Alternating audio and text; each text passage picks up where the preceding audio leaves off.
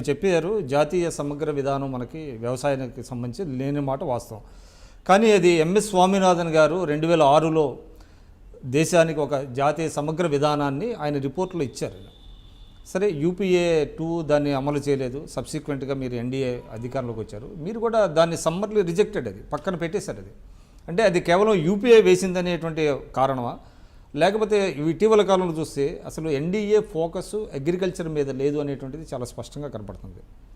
అది అపోహ మాత్రమే. ఎందుకంటే వ్యవసాయ రంగంలో వ్యవసాయదారుడికి బీమా ఉండాలి అని ఆలోచించి ఆ బీమా పాలసీని తీసుకొచ్చి ఇంప్లిమెంట్ చేస్తా ఉన్నది. దగ్గర 5.5 కోట్ల రైతులు ఈరోజు బీమా కింద పంట బీమా జస్ట్ 0.5% దాంట్లోకి వచ్చారు. But still 5.5 crores. అసలైతే బీమా లేని వ్యవస్థలో బీమా అయితే తీసుకొచ్చాం కదా. ఇప్పుడు మీరు చెప్పేది కూడా ఎందుకు రైతుల బీమా పెరుగుతలేదు, కవరేజ్ ఎందుకు పెరుగుతలేదు అంటే మాకున్న రాష్ట్రాలలో అది నడుస్తూ ఉంది. పథకాన్ని గ్రౌండ్ చేయగలిగాం, డెలివర్ చేయగలుగుతూ ఉన్నాం. రైతుల్ని బీమా పథకానికి ప్రీమియం కట్టిస్తూ ఉన్నాం, లేకపోతే ప్రభుత్వాలు కడతా ఉన్నాయి. కానీ ఇక్కడ ఉన్న ప్రభుత్వాలు లాంటి ప్రభుత్వాలు అసలు ఆ పథకాన్ని ముందుకు తీసుకుపోతే కదా. ఆ పథకాన్ని తీసుకపోతే నరేంద్ర మోదీ గారి ఫోటో పెట్టాల్సి వస్తుందనో, నరేంద్ర మోదీ గారి జాతీయ పథకం అని చెప్పాల్సి వస్తుందో అనే భయంతో ఆఖరికి రైతుల బీమా పథకాన్ని కూడా వాళ్ళు ముందుకు తీసుకుపోవటం లేదు. అంటే స్టేట్స్ ఫెయిల్ చేస్తున్నాయి అంటారా? 100% ఆపోజిషన్ రూల్ స్టేట్స్ ఏవైతే ఉన్నాయో అవి చాలా జాతీయ పథకాలని ఫెయిల్ చేస్తూ ఉన్నాయి. అంతెందుకు మీరు ఒకటి ఆలోచిస్తే అంటే షాక్ అవుతారు మీరు. రేషన్ కార్డులపై ఒక చట్టం ఉంది. ఇప్పుడు రేషన్ కార్డులు ఇచ్చేటప్పుడు ప్రభుత్వ లోగో, కేంద్ర ప్రభుత్వ లోగో, ప్రధానమంత్రి పిక్చర్ పెట్టాలనేది ఒక చట్టం ఉంది. ఆ చట్టం ఉన్నందుకు రేషన్ కార్డులు ఇవ్వకుండా కూపన్లు ఇచ్చి నడిపిస్తా ఉన్న ప్రభుత్వం ఇది. కాబట్టి మీకు అర్థమైతే రాజకీయం ఎంత దిగజారిపోయింది. కేవలం ఫోటో కోసం అదే ఫోటో పెట్టాల్సి వస్తుందని, ఆ రేషన్ కార్డు మీద ప్రధానమంత్రి ఫోటో ఉంటే ఓట్లు దెబ్బతింటాయని ఆలోచించే ప్రభుత్వాలు నడుస్తున్న ఈ కాలం ఇది. ఇంకొక విషయం, మీరు వ్యవసాయం ఫోకస్ చేయలేదు అంటున్నారు. నష్టపరిహారాన్ని 50% పెంచింది మేమా, కాంగ్రెస్ పార్టీయా? నష్టపరిహారం, పంట నష్టాన్ని ఎవరికి జరిగినా 50% నష్టపరిహారాన్ని మేము పెంచాం. 23% ఎలిజిబిలిటీ క్రైటీరియా మేము తగ్గించాం. ఇది వ్యవసాయ పార్టిజన్ పార్టీ మాది, వ్యవసాయ పార్టిజన్ గవర్నమెంట్ మాది. ఒకటైతే ఉందండి, అంటే ఏదైతే పంట రుణాలు ఉన్నాయో, మీరు నేషనల్ బ్యాంక్స్కి పంట రుణాలు ఇవ్వద్దు అనేటువంటిది ఒక మౌఖిక ఆదేశాలు వెళ్ళినాయి అనేటువంటిది చాలా సర్వత్రా వినపడుతుంది. బట్ మీరు బడ్జెట్లో దాదాపుగా 10 లక్షల కోట్లు మీరు పెట్టుకున్నప్పటికి కూడా లాస్ట్ ఇయర్ కానివ్వండి, ఈ ఇయర్ కానివ్వండి చూస్తే 55-60% మించటం లేదు పంట రుణాలు. అదేవిధంగా దిగుమతులు ఇబ్బడిముబ్బడిగా పెంచేశారు.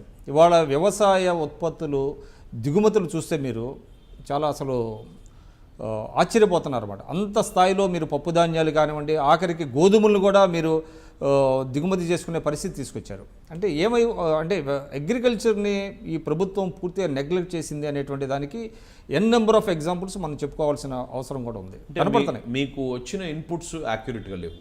ఎందుకంటే నబార్డ్ది అంటే ఇప్పుడు -18% నడుస్తూ ఉంది. అంటే వాళ్ళ అవుట్లేని మించి వాళ్ళు ఖర్చు పెట్టాల్సిన అవసరం వచ్చింది నబార్డ్ది. నేను ఒకటే బ్యాంక్ ఎగ్జాంపుల్ తీసుకుంటున్నాను. ఏ బ్యాంకులకైతే 5.5 లక్షల కోట్లు ఓన్లీ అగ్రికల్చరల్ అవుట్లేస్ కోసం పెట్టడం జరిగింది. మీరు అన్నట్టు ఓవరాల్ చూస్తే 10 లక్షల కోట్లు.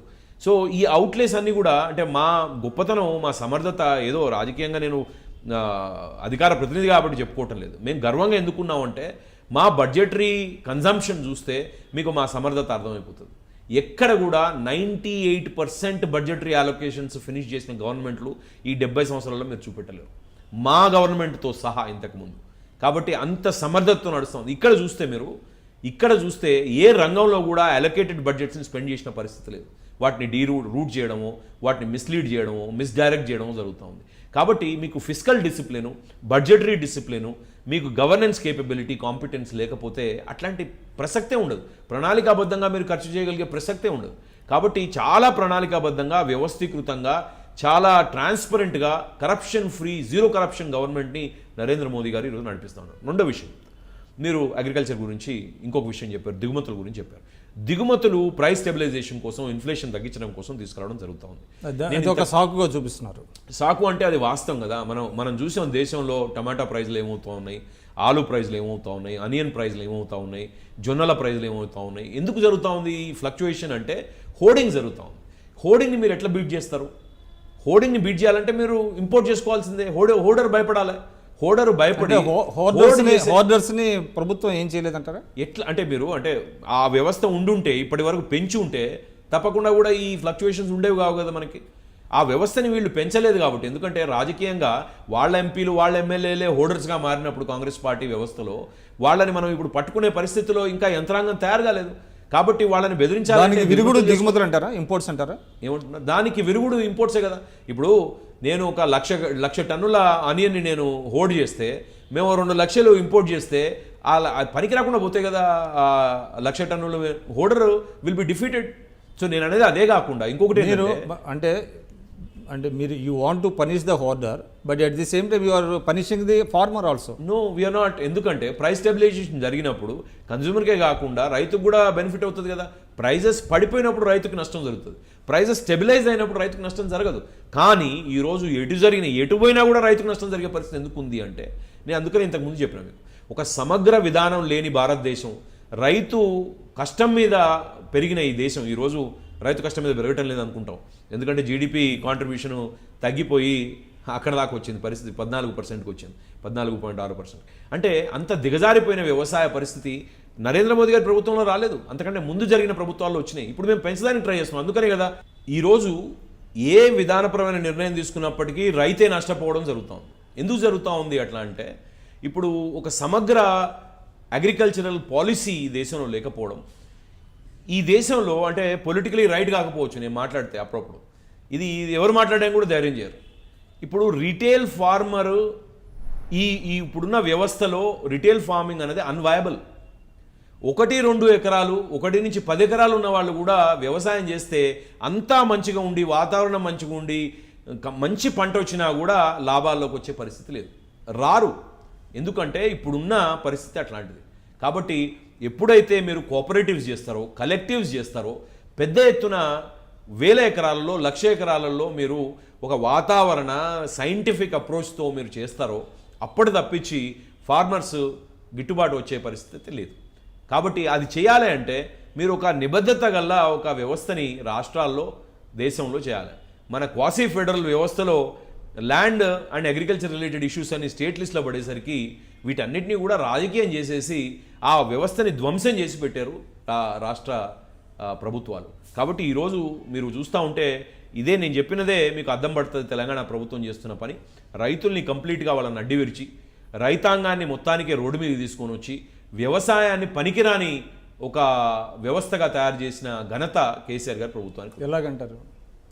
మొట్టమొదటి నుంచి తీసుకోండి. మొదటి రోజు ప్రభుత్వం స్టార్ట్ చేసినప్పటి నుంచి మొదలు పెడితే, ఎప్పుడైతే మీరు రుణమాఫీ చేస్తారని చెప్పారో రైతులు ఆశించింది ఏంది? మేము ₹1,00,000 రుణమాఫీ చేస్తారన్నప్పుడు మేము కూడా సంతోషించాం. మేము భారతీయ జనతా పార్టీ తరఫున మేము ఎక్కడ కూడా ఇట్లాంటి హామీలు ఇవ్వం, ఫ్రీ హామీలు.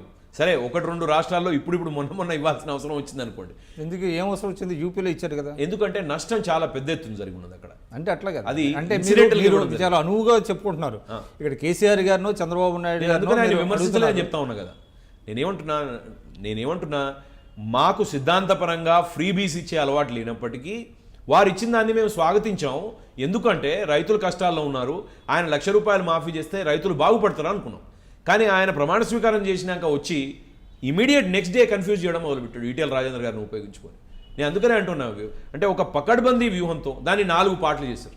మరి మీరు హామీ ఇచ్చినప్పుడు 4 పార్ట్లలో కడతా అనలేదే, మరి 4 పార్ట్ చేసి ఇప్పటికీ 4 పార్ట్ నేను ఇప్పుడు ఈరోజు చెప్తా ఉన్నా, మీకు ఛాలెంజ్ చేస్తా ఉన్నా, 4th పార్ట్ ఇప్పటికి కూడా క్రెడిట్ కాలేదు. ఏపీలో కూడా అదే జరుగుతుంది కదా. నేను దాన్ని తప్పుపడతాం కదా, తప్పకుండా తప్పుపడతాం. కానీ మేము ఇచ్చిన హామీ కాదు కదా, అది చంద్రబాబు నాయుడు ఇచ్చిన. మీరు చూస్తున్నారు ఐ డ్రీమ్ న్యూస్ని. మీరు చూస్తున్నది ఐ డ్రీమ్ న్యూస్. అంటే కళలని నిజం చేస్తూ ప్రజలకి నిజాలని కళల ద్వారా తీసుకొచ్చే ఐ డ్రీమ్కి మై బెస్ట్ విషెస్. మీరు చూస్తున్నది ఐ డ్రీమ్ న్యూస్. మీరు చూస్తున్నారు I dream channel. For more videos, please subscribe I Dream. మరిన్ని వీడియోల కోసం ఐ డ్రీమ్ని సబ్స్క్రైబ్ చేయండి. Please subscribe I dream. And I'm very much satisfied with the way interview went on. Kindly subscribe to I Dream. For more videos, subscribe to iDream. And loads of fun entertainment and content. Do watch I Dream.